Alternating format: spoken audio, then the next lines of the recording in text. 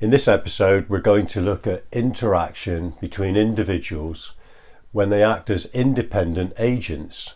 They act in their own best interests and they have no relationship. We're going to use game theory to analyse their interactions and see exactly how those individuals behave.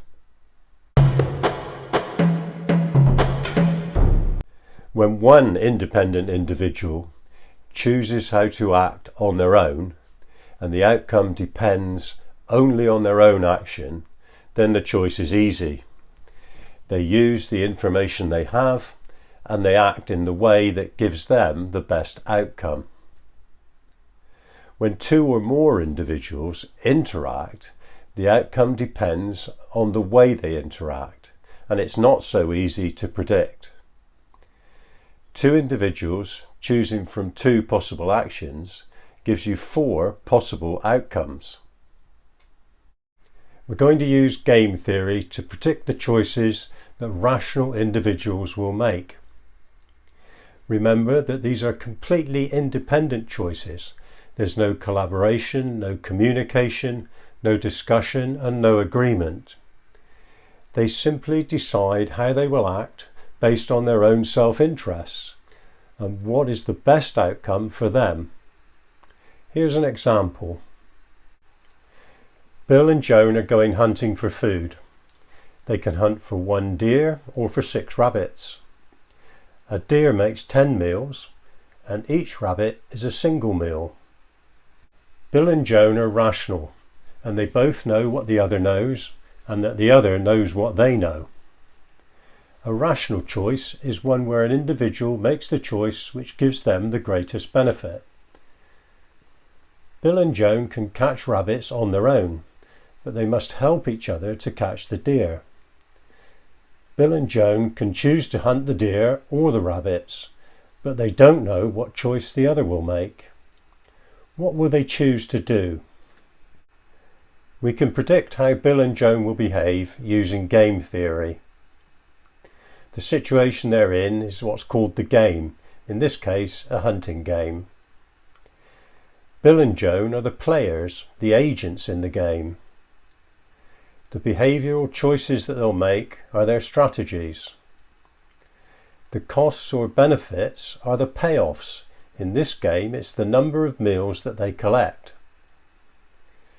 The choice of action that they will make is the best response that each player can make to the choices of the other players. And the individual goal is for each player to maximise their own payoff. The game is structured as a matrix. The players are Bill and Joan. The actions are either to hunt for deer or hunt for rabbits. The payoff is the number of meals each player gets depending on how they both choose to act. If they both choose to help each other and hunt for the deer, they get 5 meals each. The number on the left is Bill's payoff and the number on the right is Joan's payoff. If they both choose to hunt for rabbits on their own, they get 3 meals each on average. If one chooses to hunt deer and the other chooses to hunt rabbits, the one who chooses to hunt deer gets nothing because they can't catch it on their own.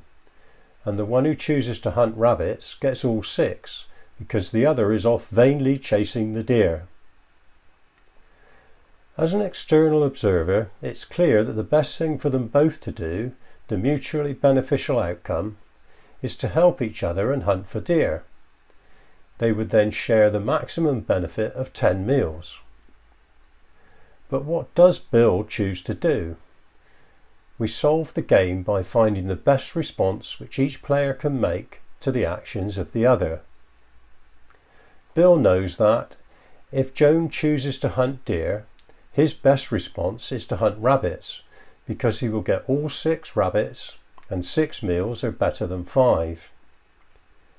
He also knows that if Joan chooses to hunt rabbits, his best response is to hunt rabbits because 3 meals are better than none, which is what he would get if he chose to hunt deer. So Bill knows that his best response to whatever Joan does is always to hunt rabbits. Because the game is symmetrical, Joan knows that her best response is always to hunt rabbits as well.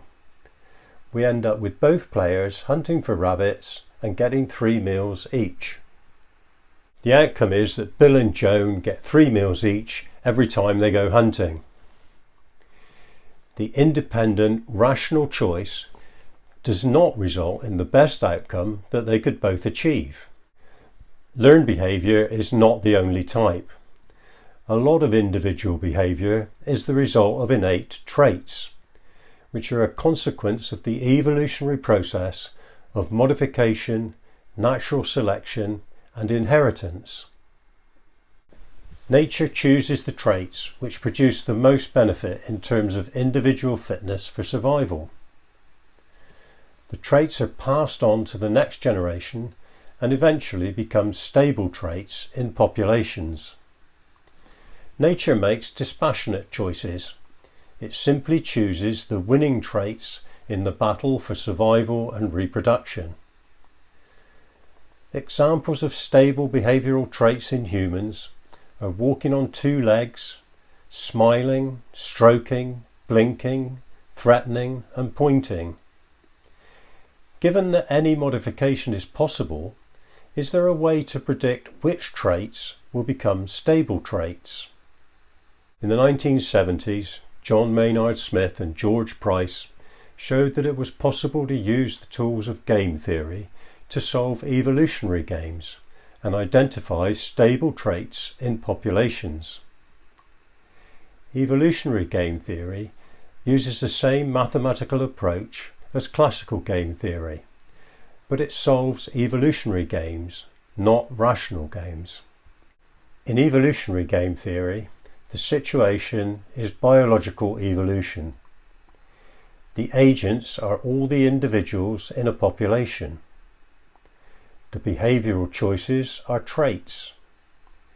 The costs and benefits are fitness to survive. The chosen action is the best response to the action of any other agent, any other individual in the population. The goal is to maximise individual fitness.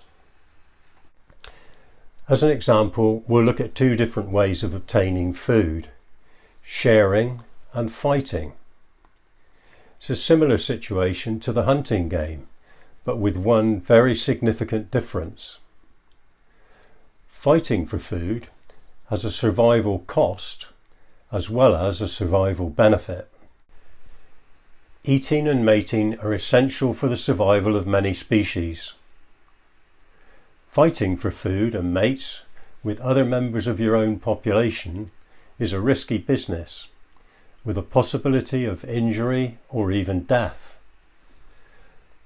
Fighting reduces the contribution to fitness that any individual might gain from eating or mating, and reduces the likelihood of them passing on their genes to the next generation. We have a slightly different game from the hunting one to solve, one that involves costs as well as benefits. In this evolutionary game, every individual in the population can either share or fight. The aim of the game is for each individual to maximise their own fitness to survive. The total benefit to individual fitness from the food is B, and the total cost to individual fitness of fighting is C. If one individual is a fighter and the other a sharer, the fighter gets all the benefit, the sharer gets nothing, and there is no cost to survival for either the fighter or the sharer. If both individuals are sharers, they share the benefit and get half each. Again, there is no cost to survival for either sharer. If both individuals are fighters, there is a survival cost of fighting, C, and the contribution to individual fitness on average is half the total benefit minus the total cost. Some you win and some you lose.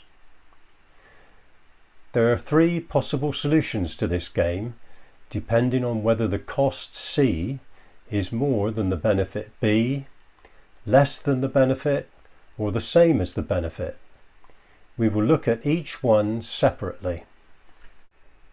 If the survival benefit from the food is 6, which is more than the cost of fighting of 4, the net contribution to survival for fighting a fighter is 6 minus 4 divided by 2, which is 1, and the game looks like this. For an observer, the best outcome is not as clear as it was for the hunting game. For the population as a whole, there is a worst case outcome, which is fight-fight because of the cost of fighting. The best outcome seems to be share-share.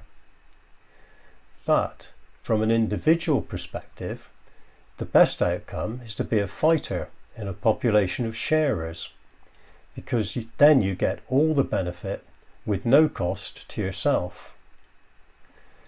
To solve the game, we use the best responses approach from game theory. The best responses to both share and fight are fight, and just like the hunting game, the outcome is fight-fight, and fighting is the stable trait in the population. If the benefit is the same as the cost, the net contribution to survival for fighting a fighter is 0, and the game looks like this. To an observer, fight-fight now looks like an even worse situation for the population as a whole, with no net benefit from the food at all.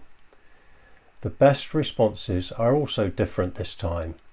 There is no best response to fight because both options, share or fight, are worth nothing. But sharing is never a best response, and the solution is still fight-fight, even though that outcome is worse for the population as a whole. If the benefit from the food is still 6, but the cost of fighting is now higher at 10, and it's more than the benefit, the net contribution to survival is 6 minus 10 divided by 2, which is minus 2, and the game looks like this. To an outside observer, everyone fighting is a catastrophic outcome for the population as a whole. It would not survive. The best individual responses now are to fight if the other person shares, because 6 is better than 3, and to share if the other person fights, because no benefit is better than a cost of 2. Neither fight-fight nor share-share are solutions to the game. The solution is a population with both sharing and fighting in a mix of stable traits. Solving the game gives the percentages of the mix. With these particular values of benefit and cost, the mix is 60% fighting and 40% sharing. This doesn't mean that there are necessarily 60% of individuals in the population who fight all the time and 40% who share all the time. Neither does it mean that every individual in the population fights 60% of the time and shares 40% of the time. Any combination is possible as long as the ratio is 60% fighting to 40% sharing across the whole population. The takeaway from this evolutionary game is that the only solutions are 100% fighting or a mix of fighting and sharing. Sharing on its own is not a stable trait. But fighting is not the only possible alternative to sharing. Most social species, including humans, have evolved ways to reduce the cost of fighting and still compete for resources. We'll call this bluffing. Sharers still share the food and the benefits. When a bluffer meets a sharer, the bluffer makes a display of superiority or a threat, which is enough to make the sharer back down every time, and the bluffer gets the food. When two bluffers meet, they'll display, threaten or spar with each other to show which one would win if they actually fought. One of them backs off before any real damage is done. There is still a cost of competing, but it is much less than fighting. What this does is makes the benefits of competing for food higher than the costs. with the result that behaviour is 100% competitive, but the stable trait is not fight-fight, it is bluff-bluff. The outcome is that bluffing is the stable trait, the population survives, and actual fights are rare. Analysis of interactive behaviour between individuals shows that rational choice of action or evolutionary choice of traits has the same outcome. When individuals act in their own self-interest, the result is competition, not cooperation, and as a result, they miss out collectively on the maximum benefit that they could achieve. Analysis with game theory shows that when independent individuals interact, they normally behave competitively. But groups behave in different ways than individuals. In the next episode, we'll use agent-based models to synthesize collective behaviour in groups.